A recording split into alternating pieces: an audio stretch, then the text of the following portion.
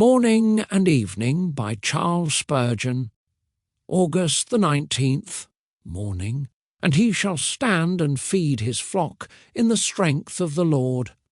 Micah chapter 5 verse 4. Christ's reign in his church is that of a shepherd king. He has supremacy, but it is the superiority of a wise and tender shepherd over his needy and loving flock. He commands and receives obedience, but it is the willing obedience of the well-cared-for sheep, rendered joyfully to their beloved shepherd, whose voice they know so well. He rules by the force of love and the energy of goodness. His reign is practical in its character. It is said, "He shall stand and feed." The great head of the church is actively engaged in providing for his people. He does not sit down upon the throne in empty state, or hold a sceptre without wielding it in government. No, he stands and feeds. The expression feed in the original is like an analogous one in the Greek, which means to shepherdize, to do everything expected of a shepherd, to guide, to watch, to preserve, to restore, to tend, as well as to feed. His reign is continual in its duration. It is said, "He shall stand and feed," not, "He shall feed now and then and leave his position," not, "He shall one day grant a revival and then next day leave his church to barrenness." His eyes never slumber, and his hands never rest, his heart never ceases to beat with love, and his shoulders are never weary of carrying his people's burdens. His reign is effectually powerful in its action. He shall feed in the strength of Jehovah. Wherever Christ is, there is God, and whatever Christ does is the act of the Most High.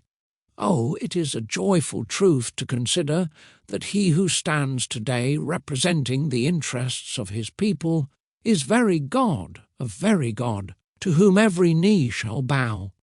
Happy are we who belong to such a shepherd, whose humanity communes with us, and whose divinity protects us. Let us worship and bow down before him as the people of his pasture.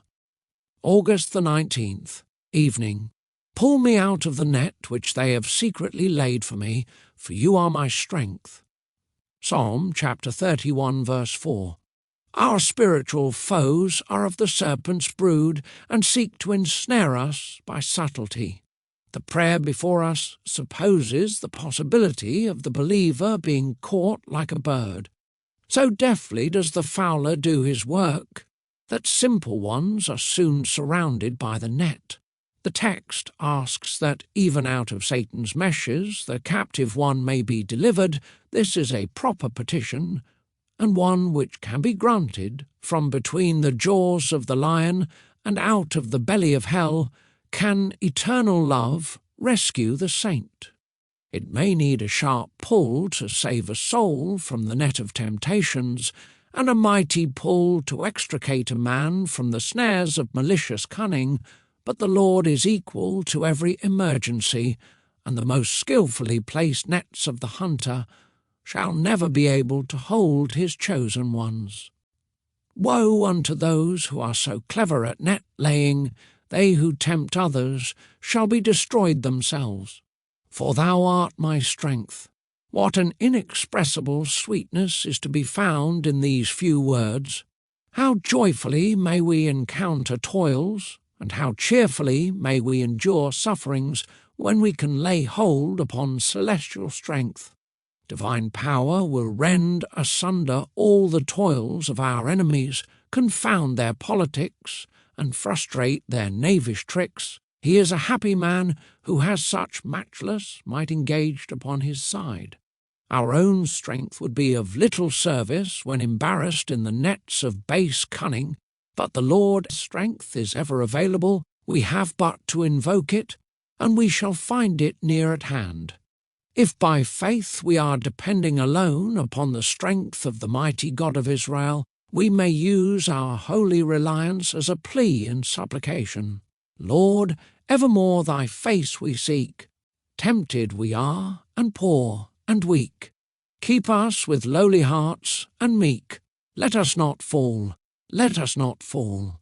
May your heart rest today in the grace and nearness of Jesus Christ. Thank you for listening.